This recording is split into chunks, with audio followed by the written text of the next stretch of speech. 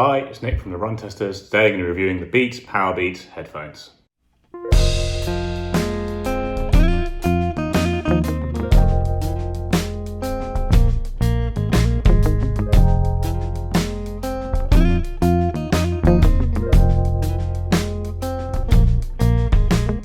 So with all their kind of Powerbeats sports headphone, Beats have used this earhook design, like going back several generations, and also in their truly wireless version, the Powerbeats Pro, which came out last year. Now, the earhook, is great for fit. You really can't beat it in terms of security when you're exercising, whether that's running or anything else. Like, there are really, really good in-ear headphones out there that are very secure fit, but when it comes to an earhook, it's more secure just by design. It's not going to fall over anywhere.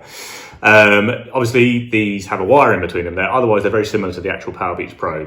What they've done is added a wire in between, reduced them massively. These are kind of $129.99 instead of 220 quid. And the battery life's a lot longer as well. These are 15 hours of battery life. Now, they've got the same waterproof rating as the Powerbeats Pro and also Apple's headphones. It's IPX4, which is water and sweat resistant. It's not as robust as you're going to find on kind of Jaybird or Jabbra's premium sports headphones, which are kind of IP7, or IPX7, IP67, fully waterproof headphones.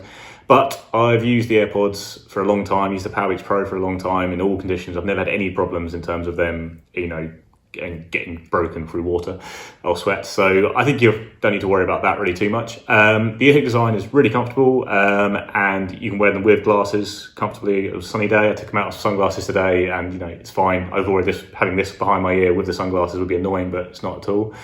You can also wear them under a headband if you care about that thing. I do. I wear a headband, and they're comfortable to wear under that. The wire has been rounded, and it's quite long. It kind of sits on the shoulders. I didn't notice at all in the runs I've done with this. Obviously, this is the big difference between these and truly wireless headphones. Is this wire going to be annoying? It hasn't been at all. These felt exactly the same as the Powerbeats Pro when I was running. So, that's massive. If that continues to be the case, then there's, in my eyes, no real reason to spend the 90 quid more for a truly wireless headphone. Other thing to say, so the buttons are different to the Powerbeats Pro. On the Powerbeats Pro, they can be used independently, so they have the same controls on each side.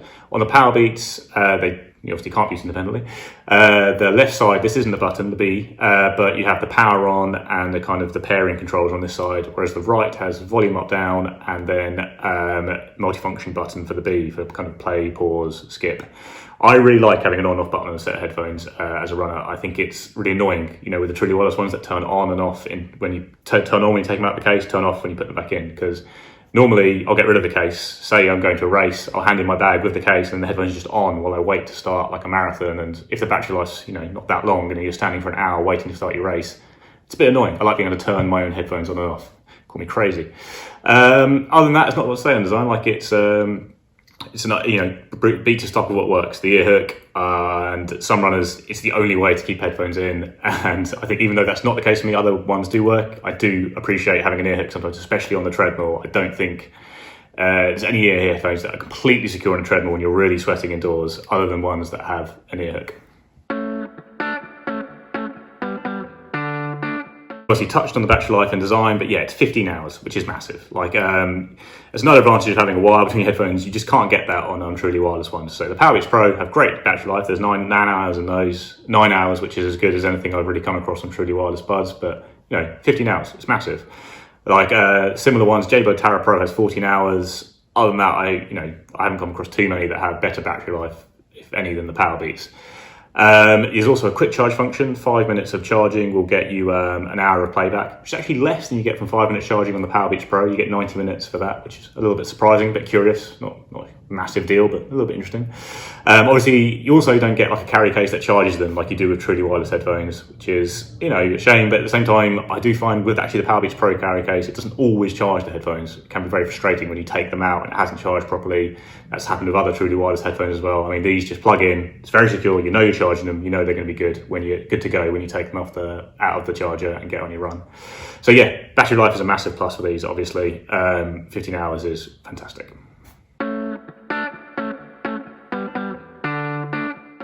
So sound quality of these is, they've got the same drivers as the Powerbeats Pro, so if you've used those, you'll know that it's pretty good. It's really quite good. Not massively bass heavy like some of Beats' consumer headphones, as opposed to sports headphones, sorry.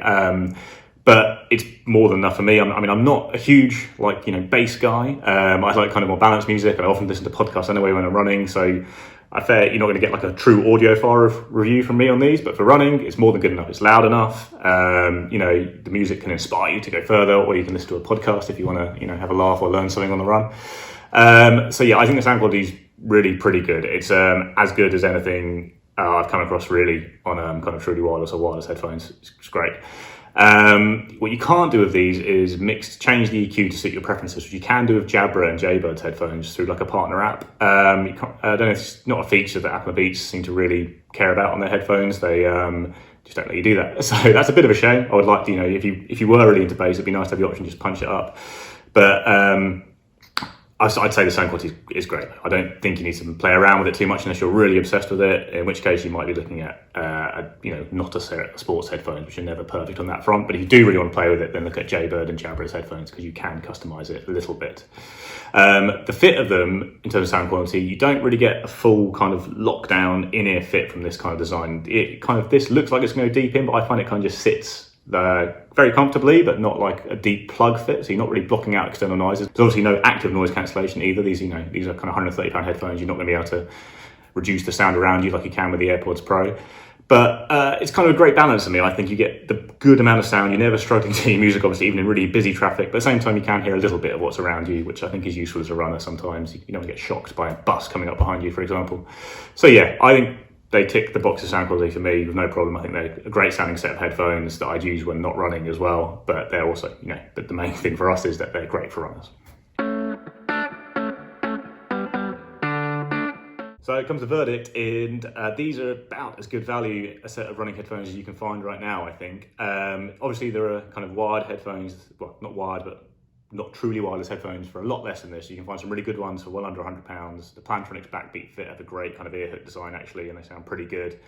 But I don't think you're going to find anything that has as long a battery life as this, as good a sound as this, and as great a fit as this for any less than what these are, £130. That's a fantastic combination of features for really quite a good price. Think how much cheaper that is than truly wireless headphones. Like Beats' own ones, 220 quid, Apple's 250 for the AirPods Pro, and then even Jabra and Jaybirds are a little bit more reasonable, but they're still kind of up there above 150 quid. If you can stand this wire, and like I say, I didn't notice it at all when I was running, there's really no need to go for truly wireless headphones in my opinion. However, there is still some very stern competition, and the main king is the Jaybird Tarah Pro headphones. Now these I absolutely love. They're £10 more than the Beats Powerbeats, and they have 1 hour less battery, but they have a much more waterproof, more robust design, which is kind of, fully waterproof. Like I said, I haven't had any problems with these, but you might want that extra durability on paper. And they also have this kind of in-ear fit, which can kind of come over your ear or under your ear, depending on the way you twist the headphones. Now, it's really good fit. Like I've never had any problems with this falling out. It's still not going to be 100% as secure as this, but like I said, I've never had any problems with this. And I do think it will come down to your preference. Like some people don't want the ear hook, which is kind of a bit more intrusive. If you prefer an in-ear fit, the Tarah Pro are only £10 more. I think these would be the one to go for. I think right now these are kind of the two best value sets of sports headphones on the market, in my opinion. Even though they're 130, 140 quid, but you're getting fantastic, robust designs, really good fit, good sound quality. You can also obviously customize the sound with the Tarah Pro to change the EQ a bit, so that might be a big selling point for these if that is something you're interested in. But between them, it really comes down to it. For me, 1 hour extra battery life isn't much, but I'd take that, and I prefer the ear hook for that extra security. I'd probably say the Powerbeats are slightly more to my taste, because I really don't care about customizing the sound. But if you do, the Tarah Pro, are fantastic. And like I say, the fit is really good on these as well. So it's fair to say that I love these headphones. I think they're really good. I think right now, everyone's kind of moving to truly wireless, but in my opinion, the best value is found when you've still got that little wire between the buds. If you can handle that, you're going to get a lot more for your money than if you go truly wireless.